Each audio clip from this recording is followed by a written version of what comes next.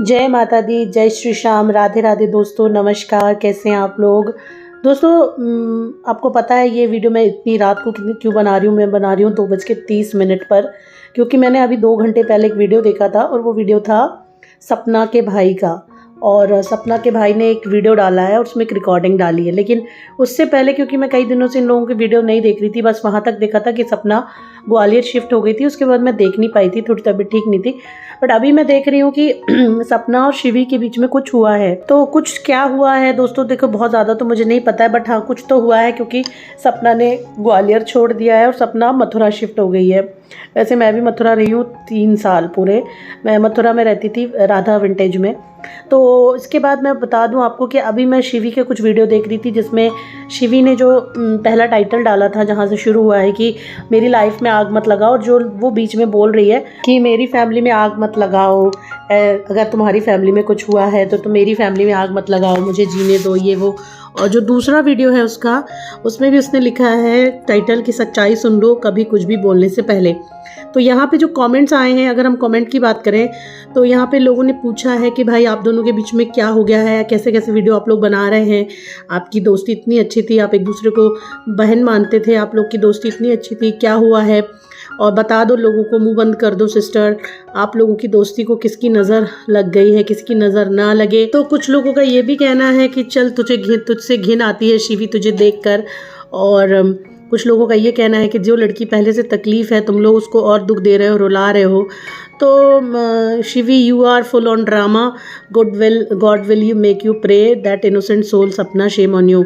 तो कहीं ना कहीं शिवी ने जो बातें बोली हैं उसको देख के या सुन के ये लग रहा है कि वो सपना के अगेंस्ट बोल रही है, और जो सपना के फ़ैन फॉलोइंग वाले लोग हैं वो इसको एक्सेप्ट नहीं कर रहे हैं।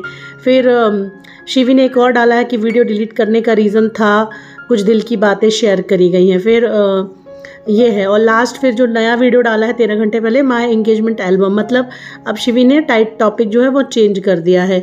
अच्छा, अब शिवी की अगर हम बात ना करें यहाँ पे, और अगर हम बात करें सपना के भाई की, तो RK नाम है उनका, RK इंडियन ब्लॉगर, उनका एक वीडियो आया है अभी 3 घंटे हो चुके हैं, जिसमें कि उन्होंने एक रिकॉर्डिंग शेयर की है।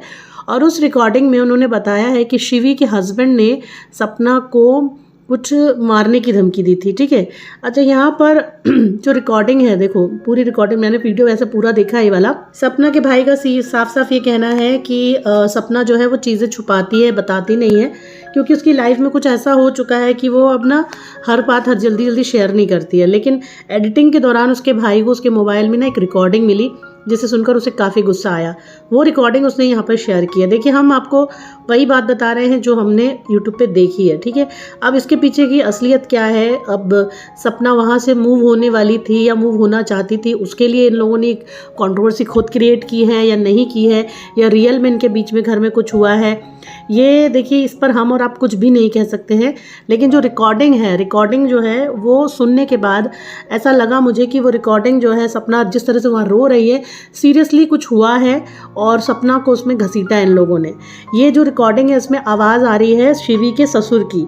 ठीक है, वो सपना को फ़ोन करते हैं और सपना से माफ़ी मांग रहे हैं यहाँ पे। तो मैं आपको छोटा सा एक टुकड़ा सुनाती हूँ इस ऑडियो का, आप सुनिए इसको, आप खुद बताइए क्या है, क्या लग रहा है आपको। जैसे पापा बोल रहा हूँ, शिवानी का। नमस्ते पापा जी। नमस्ते बेटा, आप पहले तो आपसे बहुत बहुत माफी मांगते हैं। नहीं पापा जी, माफी बेटा, मत मांगो।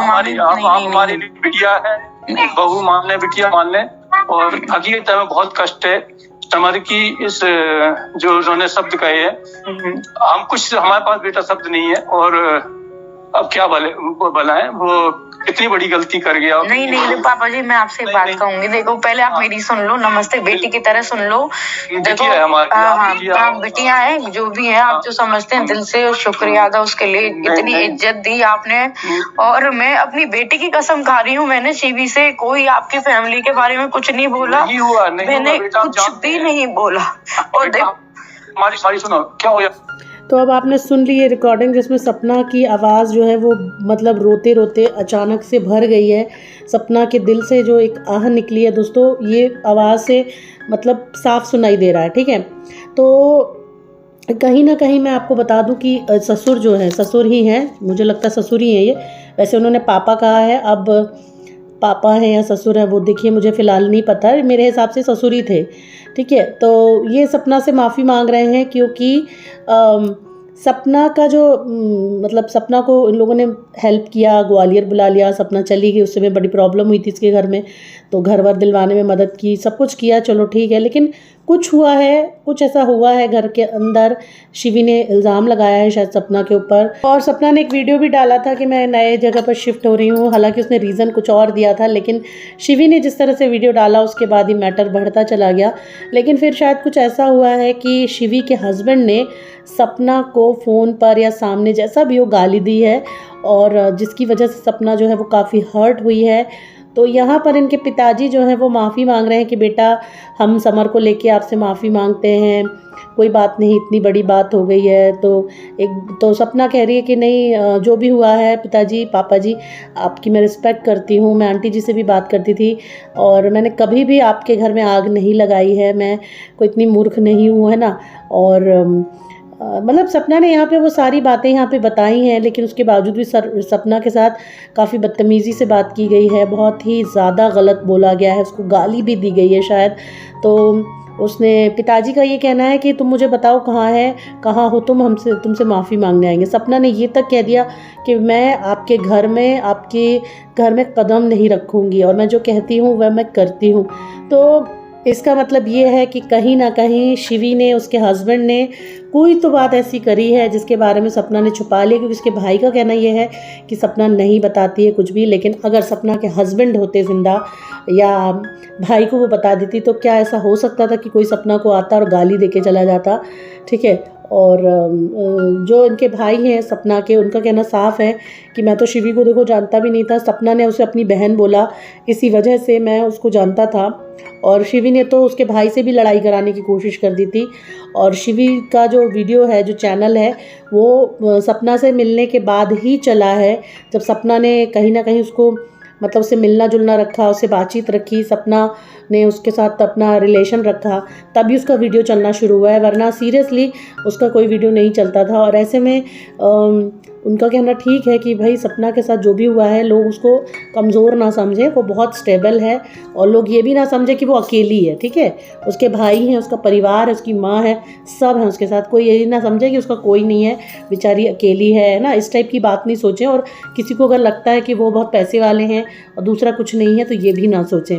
तो साफ उन्होंने कह दिया है कि किसी तरह से चालाकी करने की कोशिश शिवी और शिवी की फैमिली ना करे, और जो गलती की, गाली दी उसके पति ने और माफ़ी मांगने आ गए उसके पिताजी, तो ये गलत बात है ना। तो कहीं ना कुछ बड़ा इशू, मुद्दा हुआ है, जिसकी वजह से सपना वहाँ से दोबारा शिफ्ट हुई है मथुरा, और अब अपनी नई ज़िंदगी को एक बार फिर से शुरू कर रही है। हालांकि मथुरा देखिए बहुत छोटा इलाका है, और वहाँ सबसे बड़ी इशू होती है बंदरों की, बहुत इशू होती है, क्योंकि मैं खुद रही हूँ 3 साल। मैंने मथुरा सिर्फ इसलिए छोड़ दिया क्योंकि बहुत बंदर होते थे, कभी भी वो दिन, ठंड के टाइम में तो दिन दोपहर में भी बंदर आके बैठ जाते हैं, मतलब घरों के आसपास। अब आप सोच लो कि जो बंदा बाहर रह रहा हो, जिसने बंदर नहीं देखे हो, तो वो कैसा उसको होगा। हमने बचपन से कभी बंदर नहीं देखे थे, वो तो इत्तेफाक से मुझे कोरोना टाइम में जाके वहाँ रहना पड़ा। सो मैंने इसीलिए दिल्ली शिफ्ट कर ली, मैं नोएडा शिफ्ट कर गई, इसीलिए मैंने मथुरा छोड़ दिया था। बाकी चलिए, उनके फैमिली रहते हैं, वो शायद बचपन से वहाँ रहती होंगी, तो उन्हें नहीं लगेगा डर, बट हमें डर लगता है।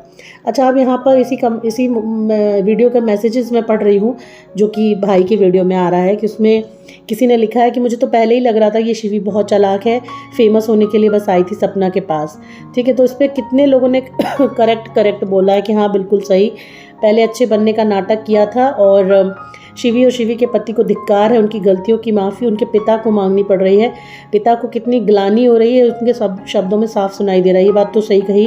फिर सपना के लिए ये कहा है कि सपना के भाई के लिए कि एक भाई, अच्छा भाई होने के नाते आपने बहुत अच्छा फैसला किया। फिर किसी ने लिखा है कि शाबाश बेटा, आपने राखी की लाज रख ली, बेटे भाई के लिए कहा है।